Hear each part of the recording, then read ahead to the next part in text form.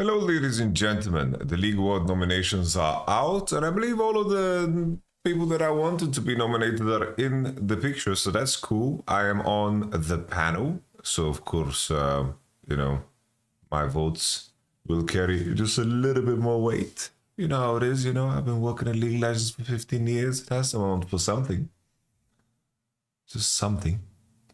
Nevertheless, let's jump into it. I'll give you guys my reasonings. I'll give you guys my takes. I hope that we have some good caster calls, maybe some videos that we could take a look at in case there was some, that I missed out on, because last time we did this, I wasn't sure. But let's run through it. Let's do the votes. If you want to do the votes yourself, of course, check out the link in the description. I think it would be super cool. I think it's insane that Shox and Kato are putting this together. I'm helping as much as I can. I offer it. I'm going to play a very small role in it, and I am very excited to do so. Let's jump into my nominations. Rock and roll. Vote now to decide the winners. Player of the Year. I think there's only two options here. And maybe I should clickbait that I'm picking Faker. The answer against Faker is like Player of the Year. It's kind of like giving Zeka Player of the Year during the DRX run, the entire year, even though obviously DRX were far worse than T1 the entire year. I think the T1 was very competitive in spring because they made it, of course, to the finals and played one of the most competitive LCK finals, third place during MSI, and then, of course, the World Championship winning, even though summer was a very, very, bad result in terms of the regionals, and then getting third place, only beating KT and Damwon. So like across the board, it's like a fine year. But if you look at the body of work of Chovy and Bin, I do think that they were just, up there. And I kind of go back and forth on this because I think the take is, I think Chovy Spring and Chovy leading up to MSI was absolutely amazing. And I think for the majority of the year, GNG was the best team in the world, right? And it depends on how you weigh things, because I do think if I look at Bin in isolation, I do think that Bin as a player is just fantastic because he had the brilliant Worlds, brilliant MSI, brilliant LPL, both splits, 1-2 splits, right? So it's like his bar was and standard was so damn high, while Chovy's World Championship together with Lens and Pays in particular was, disappointing to say the least. So I'm always going back and forth between these two. I think there's no other players to mention. On the day today, I'm going to go for Bin. That's going to be my move. LCS Player of the Year, I kind of, Player of the Year, it has to be Inspired. I think Inspired was just so competitive even in spring, and also I think he was instrumental in making the team dynamic and unique and different, and I think Inspired just altogether, his body of work was fantastic. I think Masu had a very, very good ramp up. And I think the Team Liquid players that are on the list here are I think Yeon deserves to be here over Impact. I think Yeon just had the most complete year in my opinion. But Impact was MVP of summer, was really, really good. JJ was like the only support in the region, and APA was very good during the AD carry meta with the Koki and so forth. But I do think that, Yeon definitely belongs here in my opinion. LEC Player of the Year. I think there's only two real candidates here because I do think that they did well at both internationals. They did good regionally as well. I think it's Caps versus BB. Caps had a pretty damn good year too. I think his spring split regionally was amazing. I think that in terms of the regional play, in terms of the lane swapping, BB was bringing a lot of innovation to the table, and I think that he made a massive step up in terms of what top lane represents for the West in terms of it being a weak role. But I do think that Caps, I don't want to not give it to Caps for this year because we always give it to Caps, but Caps, like if we just look at this year in isolation and compare it pound for pound, I think that Caps was phenomenal, I think Caps was amazing. His MSI was fantastic. Really, really amazing MSI. And I think that Caps did so much regionally for this team, even when they were at their weakest. So Caps it is with BB, a very solid third. LPL Player of the Year, Bin follows. I would say that Knight would be my second. Light would be my, I don't know, Light and Elk. I feel like Light had a better, I don't know, it's hard to say because Light, like Weibo during spring was kind of suffering, but it was never because of Light. Elk, I feel like he got away with being lazy, especially in this 80 carry meta where Light was the best in. But then when Elk played against Light, he did kind of just murder him. It was kind of like Elk's summer split was so uninteresting up until the point they played a final against Weibo Gaming and destroyed them. Like completely, like just Crisp was not playing the game, Elk was just dominating, and you're like, oh, right, Elk is really good.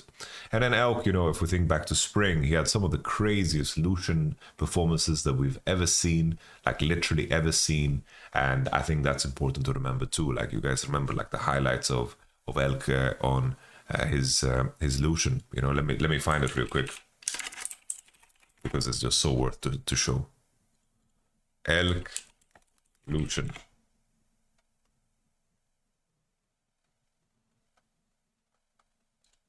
Okay, look at how Lucian plays the game. It's unreal. This was the only clip that I could find. Kato was just taking over everything.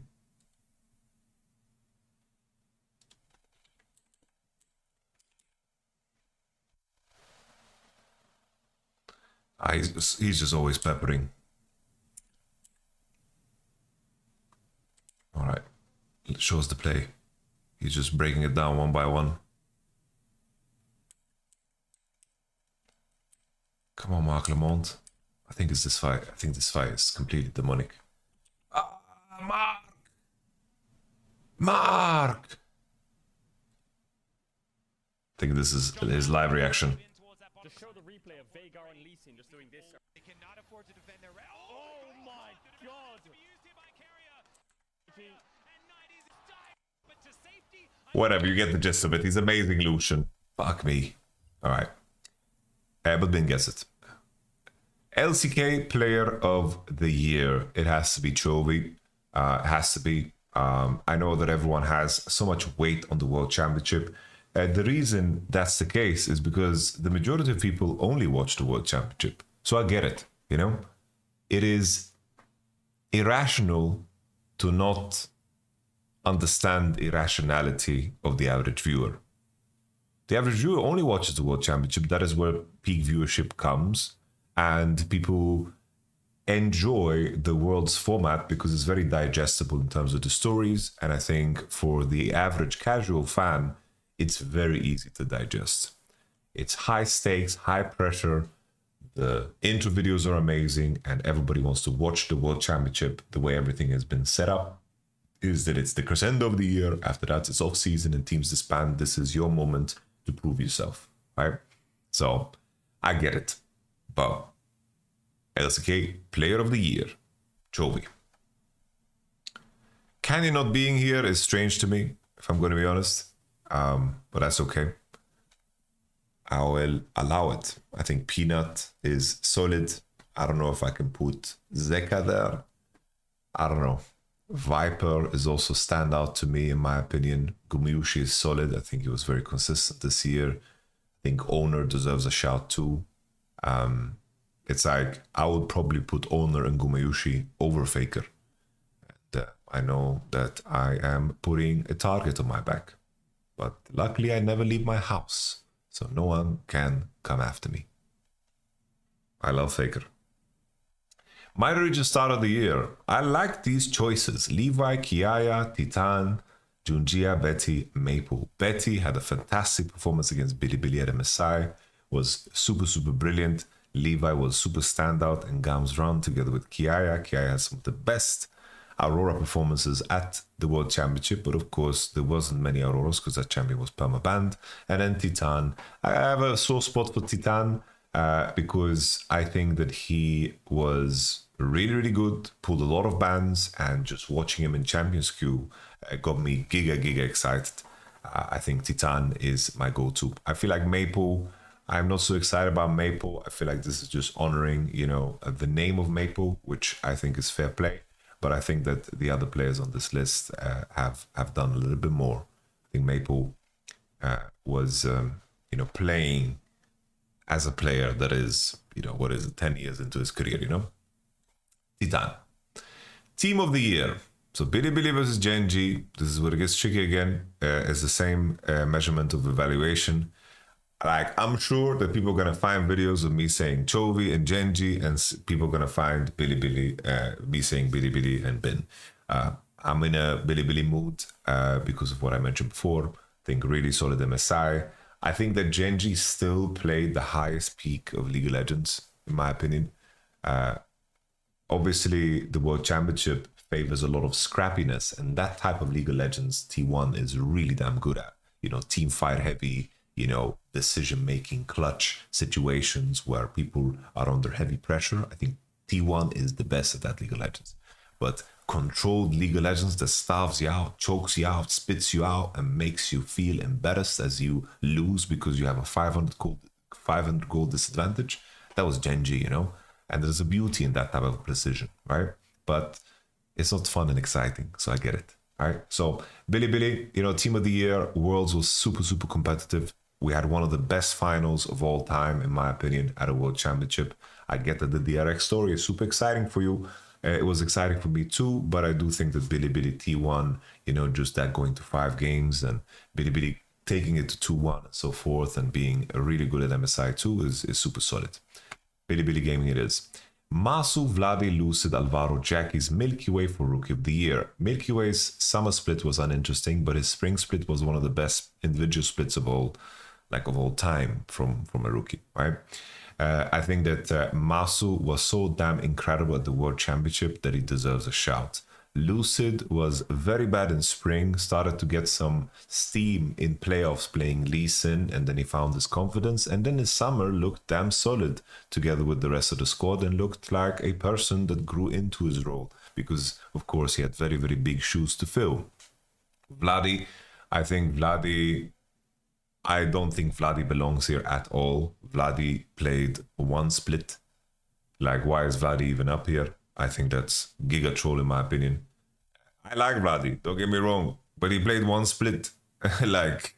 He does nothing on everybody else on this list, but maybe we just ran out of rookies. So who am I to say? Because I can't think of a rookie right now to throw up there. Alvaro had a fine year. I think it was okay, but I think the standout is just Mouse. I think that he had steady progression, steady growth, and was a top 5 ADC at the World Championship. Like, no joke, top 5 ADC at the World Championship with very, very insane growth, with a lot of depth in terms of what he can and cannot play. So this is like a fantastic rookie year. Really, really huge. Broadcast talent of the year, I have to say Hysterics just has a very special place in my heart. I like Hysterics together with Dagda. That combo really, really just hit the spot for me. Very memorable moments stood out where I had to pause and just damn. Medic for me as well deserves a shout. Like Medic, the World Championship, the World Finals cast was fantastic, super cool. I like that. I like Medic a lot, super cool. Esports Creator of the Year. So I have to admit that I have not watched G-Bay's documentaries. I have not watched his documentaries because I guess it would be something that I probably wouldn't regret if I did. I for sure wouldn't regret if I did, but I never felt the urge to do so because I know a lot of the history in the background of course, the Death versus Faker story. But I'm sure it's fantastic. I'm sure it's amazing. G-Bay does very, very cool documentaries, so it's on me for not watching that.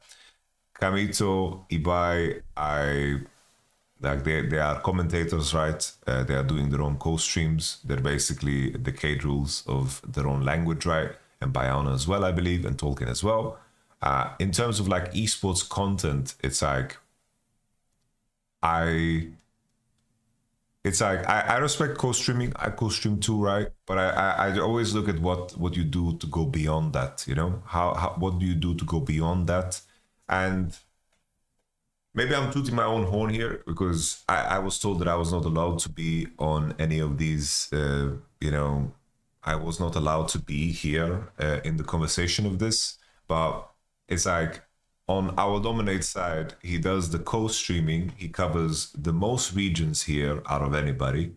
He covers LCS, LEC, some CBLOL, of course, LPL and LCK. He does talk shows on talk shows on talk shows. And I think that in terms of the amount of hours put in, I have an immense respect for that because that's also how I would work. You know, it's like I put in the hours and I do the talk shows and the content and all the co-streams because this is what I believe in, right? So obviously I am biased in my own way because Our Dominate is of course my brother, but we find our brotherhood in how we work, you know? There's something very relatable in how we approach things. And I think in terms of just the sheer volume that Dom has put out is crazy.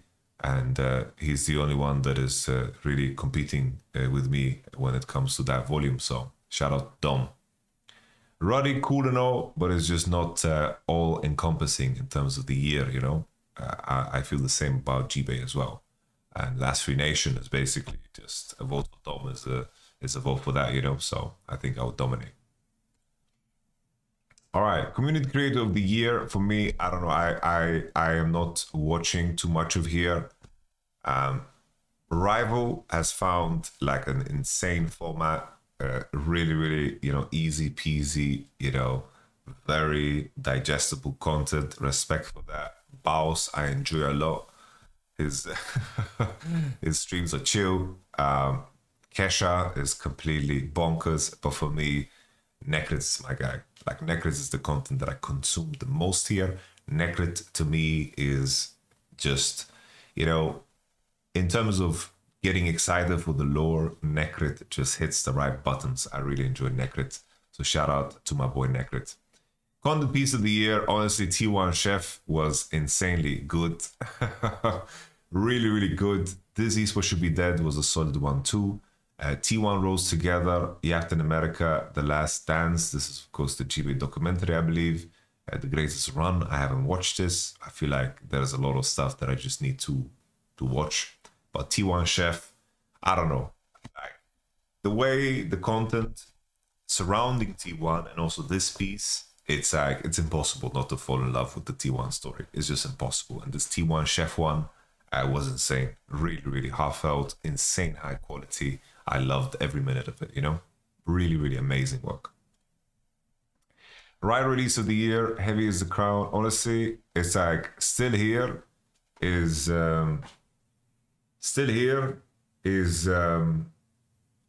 so amazing.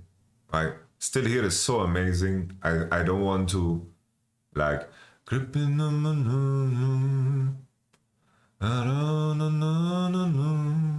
it's like when this came out, it was just so insane. I love this cinematic. It's like the Yasuo old and, you know, Tryndamere fighting Kindred and the lore and everything. It was just, it's a masterpiece. It's a masterpiece.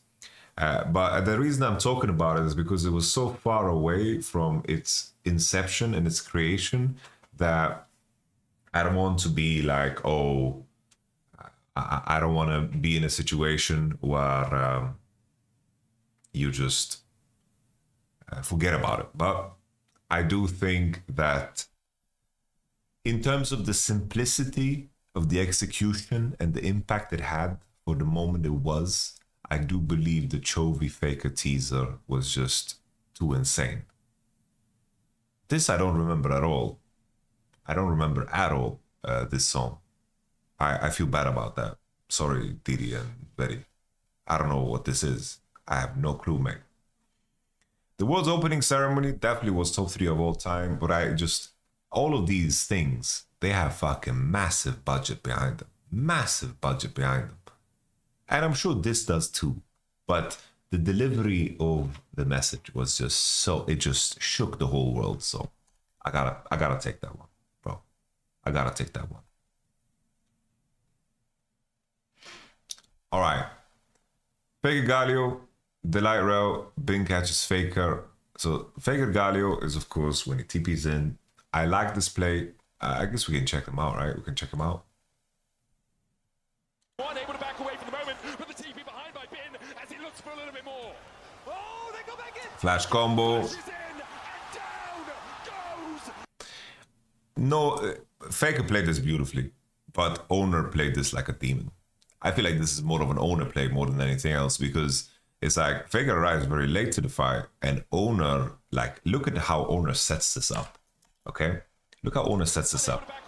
So Owner Qs, hits the W, and he has a prepared Q and gets insta knockup. Faker plays is fucking amazing too, don't get me wrong, but like the lead up to this fight is like he isolated on, killed on, stayed healthy. It's like this was teamwork. The Lyro is like, it's fucking brilliant, but it's funny that Chovy is the only player that doesn't get hit by this combo.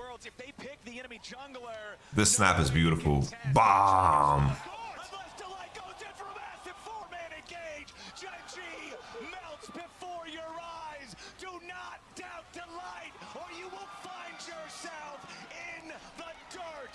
Oh my days.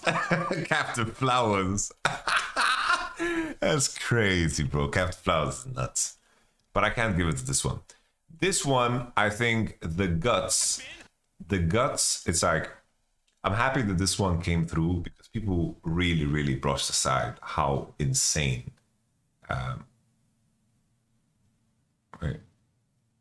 Wait, is this the play? I think this is the play, right? This is the play. Like, I don't know, Bin MSI was crazy. Look at this flash. Look at that, bro. Jesus. I have never seen anyone do this mechanic where you E flash E. I have never seen anyone do that in a live game, bro. To clip Faker. It's amazing. Fucking gorgeous. I don't know, Bin was so insane during MSI. It's actually unbelievable how good he was. Unbelievable. People are disrespecting Bin so much, man. Once again, the world's watchers. We can't let them get to us, guys. We can't let them get to us. It's irrational to let irrationality get us annoyed. Alright.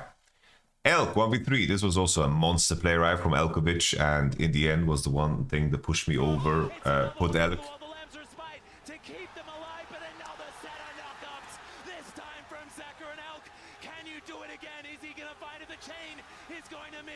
Wow. Oh.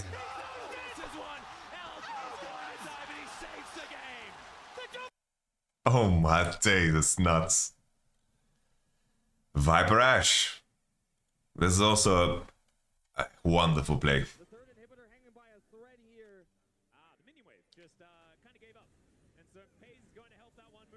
How Genji lost this game is crazy, you know?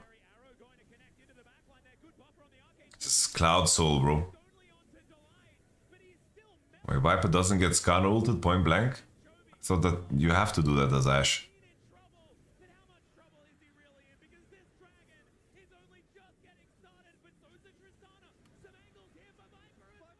Oof. Oof. Oh, look at Chovy damage done. Smoldered balance or what?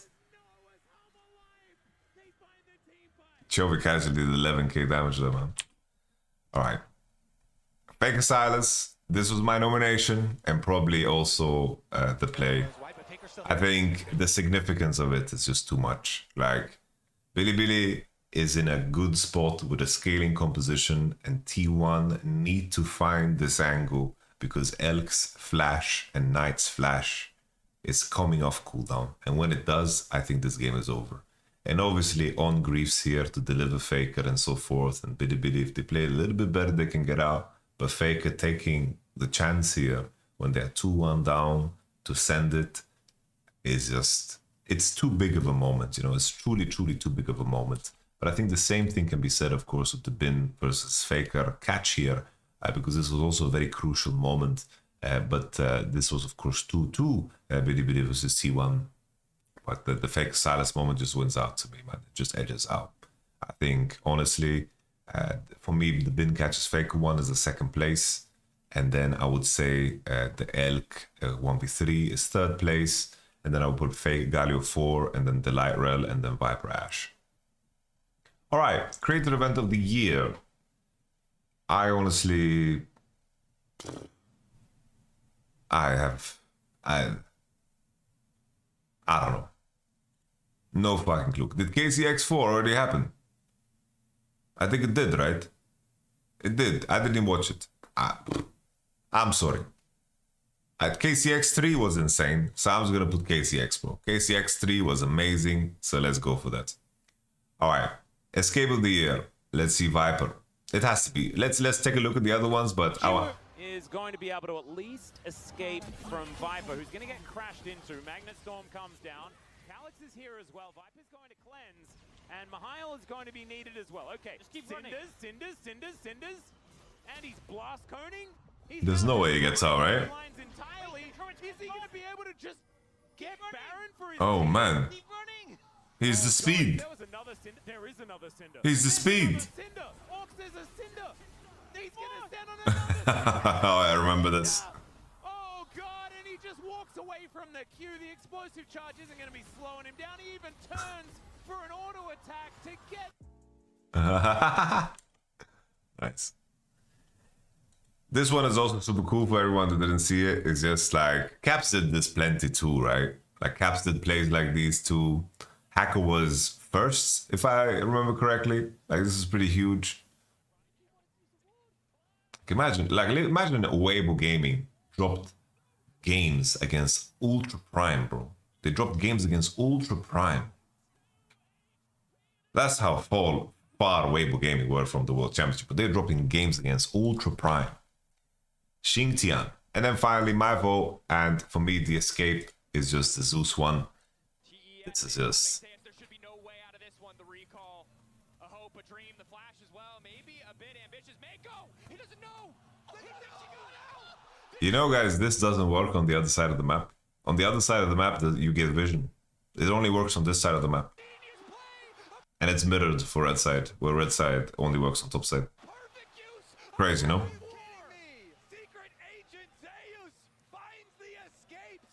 Crazy, bro. That's crazy. I for me, this is so special because I've never seen anyone do anything like it. All right. This steal is just depressing, no?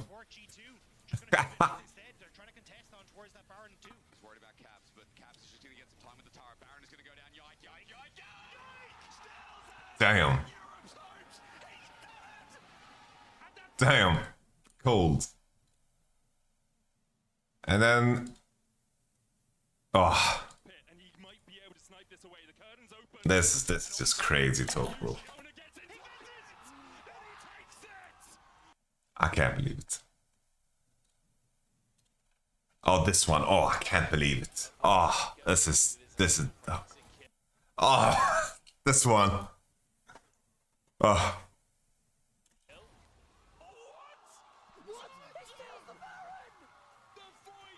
Can you guys believe that LGD loses game? They lose this game. LGD loses this game. I remember it because I lost money. Alright. Inspired. Fly versus How I Life. Oh, this is goofy as fuck, bro. I don't know if I call this a steal. This is a gift. Using the ulti, the strangle thorns to force it down. Inspired and Masu know it's there. A nice sidestep on the keeper's verdict from Inspired. He's one to keep it leashed. FlyQuest is threatening to just try to steal it away. They even dropped the redemption, but the burst already on to Masu. They're going to be able to kill him off, but FlyQuest claims the Baron. A little bit more damage might be... So stupid. What is How I Life doing? Did you guys know that Redemption Nunu can legit solo Nash? Redemption Nunu can solo Nash. His heal and shield effects, of course, increases the healing you get from Q2. And Q does a lot of damage to Nash, it's 2 damage. So try that in your solo good game. Alright, Steal of the Year has to be, honestly, the owner one is just, I don't know, that has to be the Octam. The Octam one is really, really crazy. Moment of the Year. Game 5, Fly versus Genji. Is it just the whole game? Genji was pushed to the limit. They were pushed to the edge for victory. They were Nah, this is not winning at all, bro. What's the point of this? All right, Chovy wins the Messiah, was kind of hype, but it's like winning a trophy I'm more of a journey type of guy, bro. I'm more of a journey type of guy. For me, honestly, I feel like the Bin throws his jacket and Guma receives a croissant. I feel like these are way too legendary, bro. It's like T1 wins worlds, we get it. It's insane. Chovy wins the Messiah, we get it. It's insane. But it's more about the journey, you know. The journey is super cool. Double Galio, you know, funny coincidence, cool and whatnot. But it has to be between Bin throws his jacket and Guma receives a croissant. I don't know. I just think that throwing your jacket pre-game is just too damn badass. The series was just over the moment that happened, bro. How can play, bro?